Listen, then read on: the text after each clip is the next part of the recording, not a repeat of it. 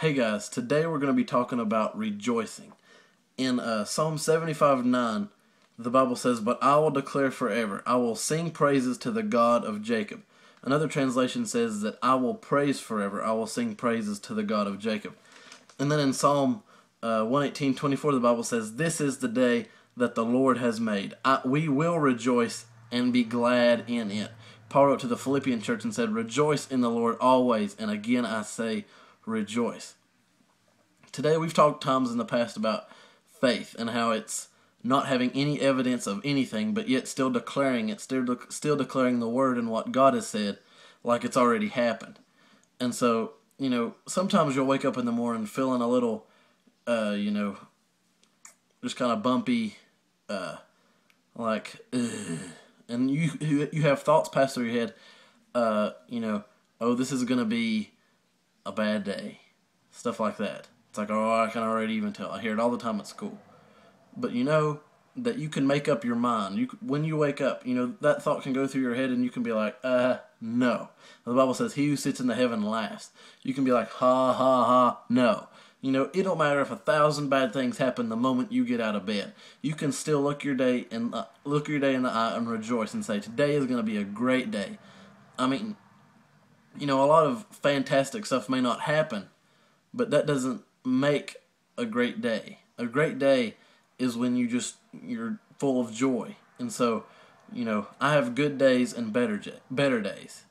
Days that are better than the other ones. I mean, of course horrible, bad things happen.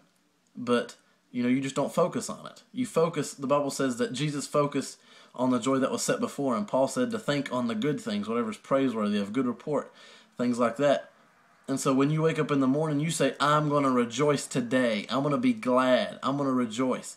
I'm going to celebrate. I'm going to be full of joy. The Bible says that God's joy is joy unspeakable and full of glory. The joy that he has that's inside of us right now, inside of our born-again, recreated spirits, the part of us that was born again and changed when we accepted Jesus, there is joy unspeakable. Like, we can't even describe. While the other night I just started laughing. I didn't have a clue why I was laughing. I was like, this is awesome.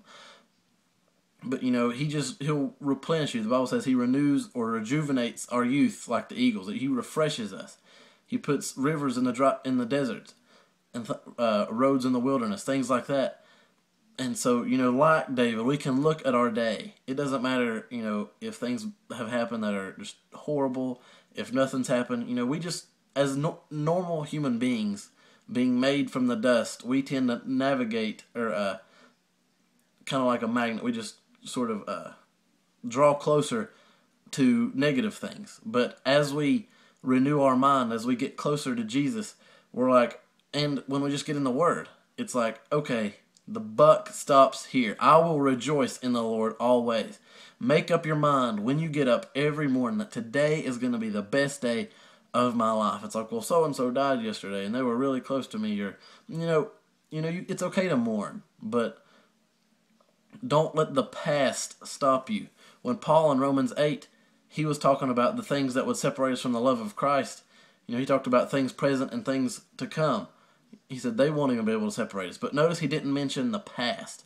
Because when you are mindful of the bad things in the past, it's good to remember the good things that Jesus has done in your life in the past and set up memorials so that you can remember and always have those to fall back on. And then it's like, okay, and then you can keep moving forward.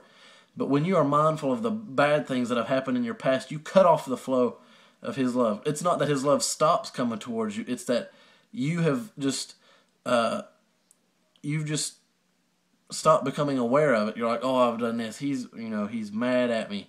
And, the Bible says that the mountains shall depart and the hills be removed, but my covenant of peace will not depart from you. He said he will never be angry with us nor rebuke us in Isaiah 54:9.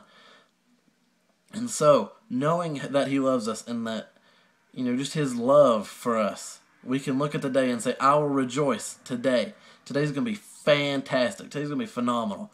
It's just, it's just going to rock the boat. It's going to be awesome. You just wake up. It's like, today is the day that the Lord has made. I will rejoice and be glad in it. Not just you're going to rejoice, but I will be glad in it. You can rejoice and not be glad. You see that at church all the time.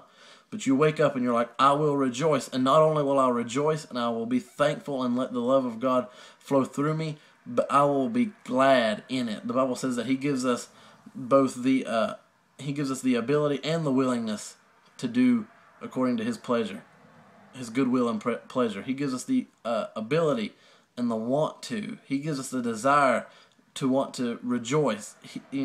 It's not normal to want to feel sad all the time. There are people that do, and I'm just like, how in the world can you do that? But the love of God, when you encounter it, it just messes you up in a good way. It just, you start to see the sunny side of things, I guess you could say. And His love just takes over if you let it. Don't be mindful of, of course, love is something that the Holy Spirit's been dealing with me with for the past couple of days, and He's given me some, pretty good opportunities to love on people, and some pretty really hard situations to love on people with. But by faith, you have that love in you, and you can release that. Like you see the message from yesterday, every day of Valentine's Day kind of love.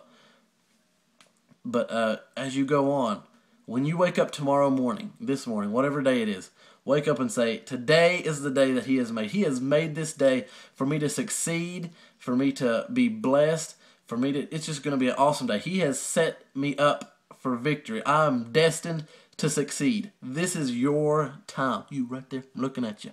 This is your time. It's time to stand up, to rise up and say, I will rejoice.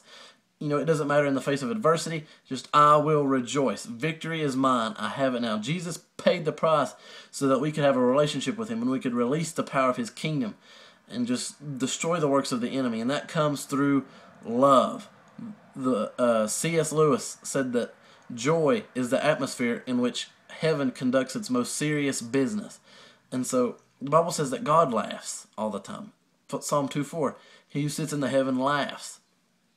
And so we are seated with Him, so we can laugh, we can rejoice. The enemy comes our way, it's like, ha, ha, ha. We are victorious. Victory is ours, and we have it now. Love you guys. See you tomorrow.